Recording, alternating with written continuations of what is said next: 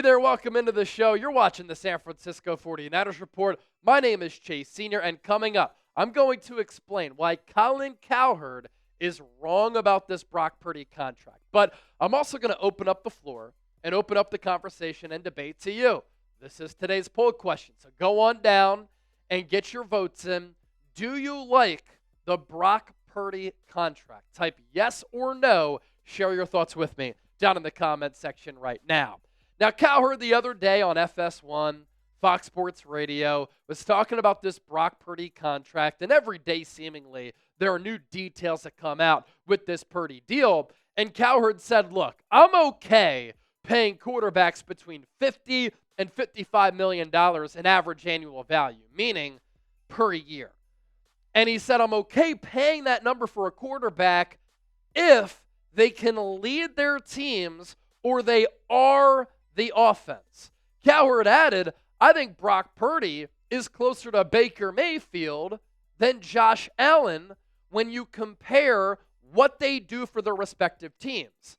And he said, it's not to say that I agree with the other contracts that we have seen recently, like Trevor Lawrence, Dak Prescott, Tua Tagovailoa. Those three quarterbacks all signed their deals last offseason. Couple of thoughts on that to kind of start us off here. Brock Purdy has played like a top 10 quarterback statistically since coming into the league in 2022. You look at all types of quarterback statistics and quarterback metrics. You look at some of the advanced analytics. You look at what he's done from a team perspective, making it to 2 NFC championship games, making it to a Super Bowl. Brock Purdy has been a top 10 quarterback since he came into the league. And so you think about the NFL salary cap. It has gone up astronomically over the last few years. With that, contracts have gone up and quarterback contracts have gone up. And so $50 to $55 million is the market and the going rate for good quarterback play. And if Purdy continues on this trajectory and he continues to play really good football, Purdy at $53 million will soon be a bargain because he's capable of continuing to get better. He's 24 years old, soon to be 25. There is room for him to grow.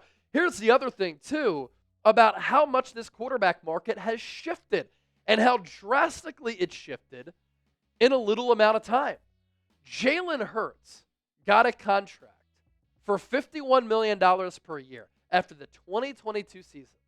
At the time, he was the highest paid quarterback in the NFL. So that was going into 2023. Here we are going into 2025. Jalen Hurts is not even a top 10 highest paid quarterback in the NFL. That's how much the market has shifted and changed. And so in a year or two, Brock Purdy, who's tied for 7th in average annual value, might not be a top 10 quarterback. And he's under contract for the next 6 years at an average annual value of $45 million. And then with Cowherd mentioning Baker Mayfield is criminally underpaid.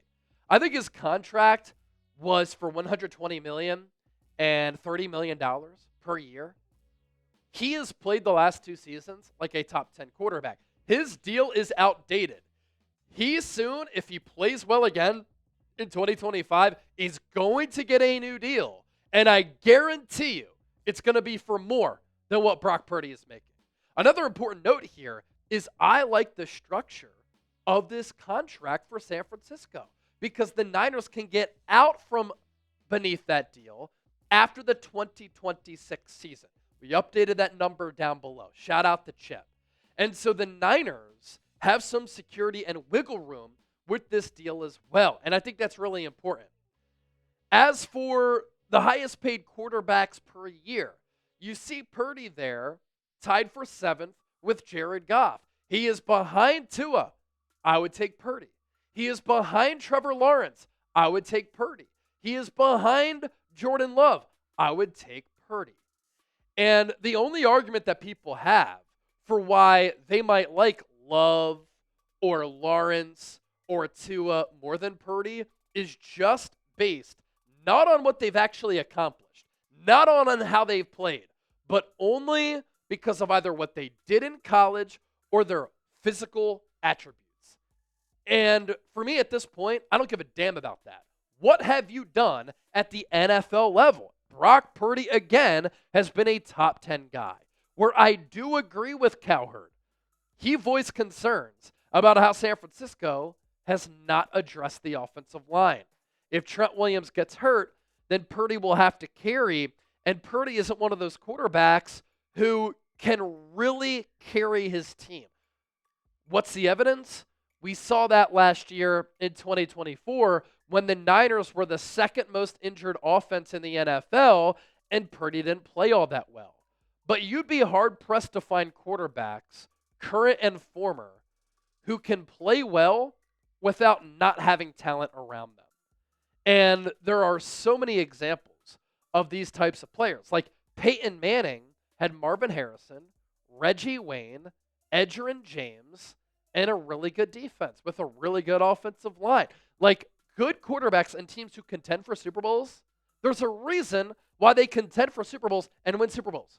They are great teams. I have not seen a bad team win a Super Bowl. And so I agree with Cowherd in the sense that you made this investment in Brock Purdy, and you're giving him all this money, yet you continue to not take the offensive line seriously enough. If Trent Williams goes down, my gosh, that's scary. If Colton McKivitz gets hurt, that is not good. Ben Barch, Nick Sakel, Connor Colby, Spencer Burford competing at left guard, Jake Brendel. How many times last year did he get pushed into the lap of Brock Purdy? It's problematic. Now, Cowherd did say a guy like C.J. Stroud, I would pay this amount of money because last year he dealt with similar issues to Purdy. Injuries along the offensive line, bad offensive line play in general, a lack of weapons. Here's the thing. C.J. Stroud is going into year 3. He is going to be extension eligible after the 2025 season. He is going to make more than Dak Prescott at $60 million. He's going to reset the quarterback market. He's going to become the highest paid quarterback in the history of the NFL. Because if he plays well, him and his representation are going to say, we're going into year 4. You have a young quarterback who's turned this franchise around. He's had playoff success. He's won division titles. He's only going to continue to get better. Look at what he's had to deal with. Not ideal circumstances. And he's so much younger than Dak. Yeah, we want more than 60. And Cowherd did had, other quarterbacks have been able to drive this Niners car under Kyle Shanahan. He referenced Jimmy G. Look, the eye test tells you everything that you need to know. Brock Purdy is so much better than Jimmy Garoppolo. More mobility, just as strong of an arm. I know that last year Brock Purdy threw some hospital balls. He threw some bad picks that were very Jimmy G-esque.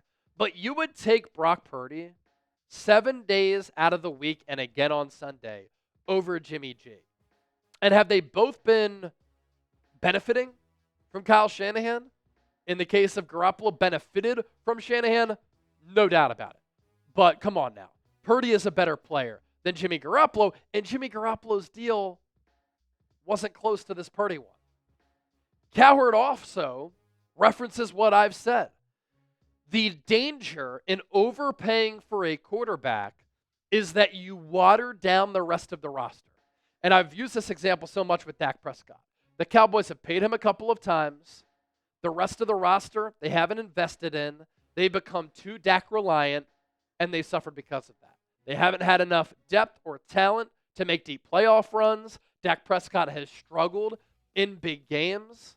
He is not a quarterback who you want to drop back 30, 40, 50 times, yet the Cowboys have leaned on him to do that, and he's not capable of shouldering that load. Here's the thing, though. Brock Purdy is not getting the Dak Prescott contract. Dak took $60 million per year, $231 million in total guaranteed money in Texas, where there are no state income taxes. Brock Purdy took $53 million and $181 million in total guaranteed money in California, where state income taxes reached as high as 12+% in 2025. So Purdy took a bargain, and I think he's better than Dak. He's also beaten Dak in every head-to-head matchup.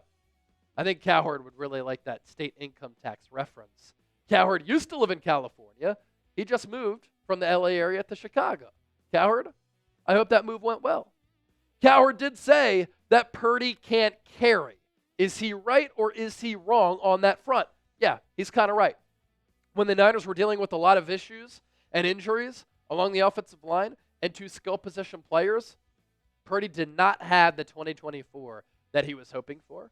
Purdy did not have the 2024 like he had the 2023 season, where he was top 5 in MVP voting, led the league in multiple categories, and had one of the most efficient quarterback seasons that we've seen in recent memory. But here is what Purdy still accomplished, despite having the second most injured offense in the NFL. Number 2 in explosive rating, number 2 in passer rating against zone, number 3 in yards per attempt, number 3 in pressure completion rate, number 4 in success rate, number 5 in EPA per attempt, number 6 in QBR, and number 8 in deep ball completion rate. Those numbers play. And I just don't think that people look at this contract in an intelligent way, given all of the things that you have to look at as far as this deal. It doesn't reset the market. There were rumors of him getting 60+ million. This doesn't come close. 53 million per year, soon won't be inside the top 10. The guaranteed money is lower than I thought. The structure is very team-friendly. Over the next 6 years, the average annual value dips down to 45 million per year. He's occupying 18.9% of the Niners salary cap. That's 14th in the NFL among quarterbacks. He gets 100 million at signing. That's 12th. And I think that he can continue to get better.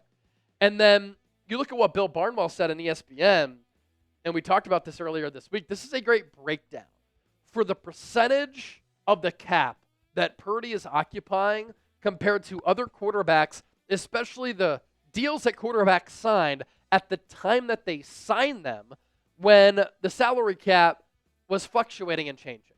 So Purdy's average annual salary on his new deal, $53 million, amounts to nearly 19% of the current salary cap, $279.2 million. Here is a list of guys since 2020 who have signed multi-year extensions as their second contracts, and the percentage of the cap their deals represented at the time. Again, the percentage of the cap that their deals occupied at the time and what their average annual value would amount to if we translate it to the current cap environment. Joe Burrow, his average annual value with this current cap would be $68.4 million. That would take up 24.5% of the Bengals salary cap. Josh Allen, his AAV would be 65.9, 23.6%. Justin Herbert, 65.3, 23.4. Kyler Murray, 63.4, 22.7. Jalen Hurts, 63.4, 22.7. Patrick Mahomes, 63.4. Same number there. Trevor Lawrence, 60 million even, 21.5. That was only last year. Tua last year as well. He'd be at 58.1 million this year. That's $5 more million than Purdy at 20.8%. And then Deshaun Watson, what a disaster. And so average annual value from Barnwell isn't the best or only measure of contract value. We'll know more about the guaranteed structure when the full details come out. But the only quarterback who signed a smaller multi-year extension with his existing team since 2020 than Purdy by AAV and percentage is Daniel Jones, who got cut mid-year by the New York Giants last year and is now on the Indianapolis Colts. RIP to the great Jim Irsay. Be sure to give me a follow on X and Instagram at Chase_Senior. In addition to all of the Niners content I give you here, I'm always talking Niners on the social media pages. And speaking of Purdy, if you want a Purdy jersey, head to chatsports.com/49jersey. Get hooked up. If you want something like a polo, a shirt, a hoodie, a hat, you still use that link. It'll take you to Fanatics, and Fanatics will know that we sent you.